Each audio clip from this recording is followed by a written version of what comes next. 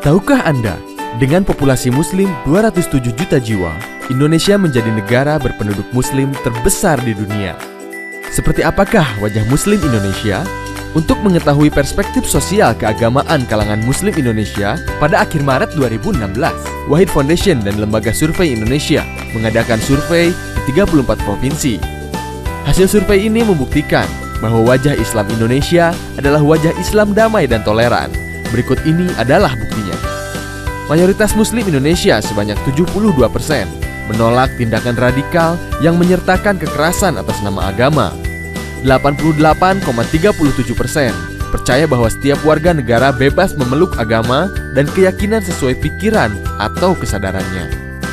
65,35% berpendapat bahwa negara harus melindungi setiap pemikiran yang berkembang di masyarakat. Dan lebih jauh lagi, dukungan kalangan Muslim Indonesia terhadap Pancasila dan nilai demokrasi ternyata luar biasa tinggi. 82,3% menyatakan bahwa Pancasila dan UUD 1945 amat sesuai bagi Indonesia. 67,3% menyatakan mendukung nilai demokrasi. Tapi, apakah Anda juga tahu bahwa Indonesia menghadapi tantangan yang serius, yaitu menguatnya potensi intoleransi sosial keagamaan? Jika dibiarkan, potensi ini dapat berujung pada aksi radikalisme atas nama agama. Proyeksi statistik survei ini memperkirakan ada sekitar 600.000 jiwa pernah melakukan aksi radikalisme atas nama agama. Sekitar 11 juta jiwa berpotensi untuk melakukannya bila ada kesempatan. Hampir menyamai jumlah penduduk Jakarta dan Bali. Aksi radikalisme ini mencakup pemberian dukungan dana atau materi kepada organisasi radikal, sampai dengan melakukan penyerangan terhadap rumah ibadah pemeluk agama lain. Ingat, ini angka potensial hasil proyeksi, bukan angka aktual. Ada 3 hal yang berpengaruh signifikan atas potensi ini. 1.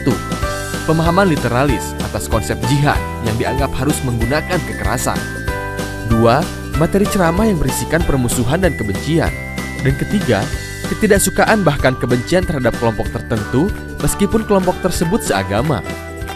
Tapi survei ternyata menemukan bahwa pendidikan, pendapatan, dan wilayah tempat tinggal di desa atau kota tidak berhubungan langsung dengan intoleransi dan radikalisme sosial keagamaan. Maka tantangan terbesar pemerintah saat ini adalah penegakan hukum yang tegas, terutama terhadap pelaku hate speech, memastikan kebijakan yang tidak diskriminatif dan memenuhi hak-hak warga negara yang dijamin undang-undang tanpa memandang agama, keyakinan, suku, ras, ataupun pilihan politiknya. Pemerintah pusat dan daerah juga tidak boleh memberi dukungan kepada kelompok atau organisasi yang diketahui melakukan aksi-aksi intoleran dan radikal. DPR dan DPRD harus menghapus atau merevisi undang-undang atau peraturan yang bertentangan dengan semangat kebinekaan, perdamaian, dan non-diskriminasi. Organisasi sosial keagamaan moderat seperti Nahdlatul Ulama dan Muhammadiyah harus memperkuat basis dan kapasitas anggotanya dengan pemahaman keagamaan yang lebih kritis dan terbuka. Dan sebagai warga negara, kita harus membiasakan diri berpikir kritis, tidak terlibat penyebaran ujaran kebencian atau hate speech, mengamalkan nilai-nilai beragama yang positif dan damai, membuka ruang dialog, menggiatkan interaksi antar kelompok, serta memupuk saling pengertian dan pemahaman. Marilah kita bangun bangsa dan kita hindarkan pertikaian yang sering terjadi. Inilah esensi tugas kesejarahan yang tidak boleh kita lupakan sama sekali.